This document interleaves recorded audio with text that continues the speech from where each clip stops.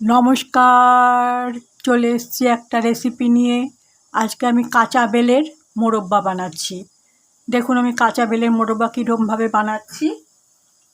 প্রথমে আমি এই কাঁচা বেলটাকে প্রেসার কুকারে 4 ফালি করে নিয়ে তারপরে সেদ্ধ করে নিয়েছি।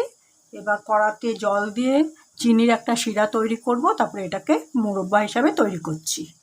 তাহলে ফিরে আসছি চিনির শিরাটা তৈরি করে।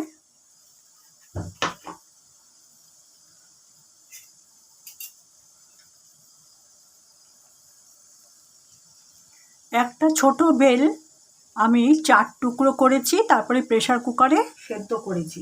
এটা কিন্তু কাঁচা বেল, সেদ্ধ করার পরে এই পাকা বেলের কালারটা এসছে ঠিকই, কিন্তু এটা কাঁচা বেল হিসাবেই আমি কিনে নিয়ে এসেছি। ভেতরটা সাদাটে টাইপের ছিল।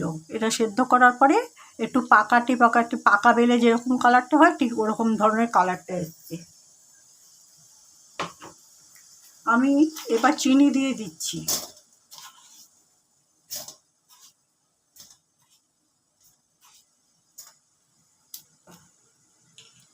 চিনিটা শিরায় পরিণত হলে তারপরে আমি কাঁচা বেলটা দেব, তখন মোরব্বাটা তৈরি হবে। চিনির শিরাটা মোটামুটি তৈরি হয়ে গেছে, এবার আমি বেলটা দেব।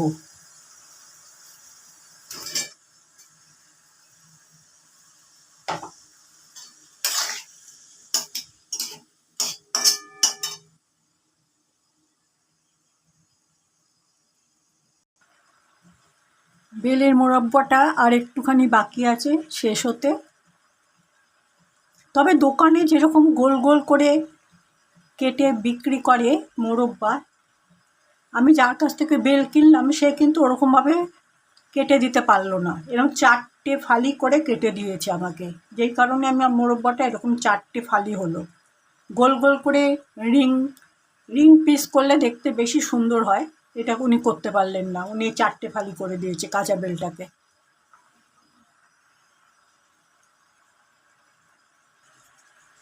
বেলের মোরব্বাটা আমার তৈরি করা হয়ে গেছে, এবার আমি গ্যাসটা নিভিয়ে দিচ্ছি।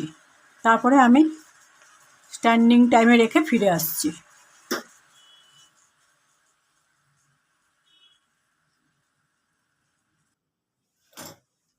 বেলের মোরব্বাটা আমার তৈরি করা হয়ে গেছে, এবার আমি কড়া থেকে প্লেটের মধ্যে ঢেলে নিয়েছি। দেখুন এরকম হয়েছে।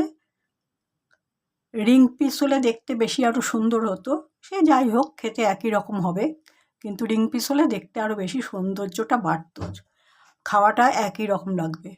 আমি আমার রেসিপিটা পুরোই শেয়ার করলাম। ভিডিওটা যেখানেই শেষ করছি। আগামীকাল একটা নতুন রেসিপি নিয়ে আসবো। সবাই ভালো থাকবেন। নমস্কার।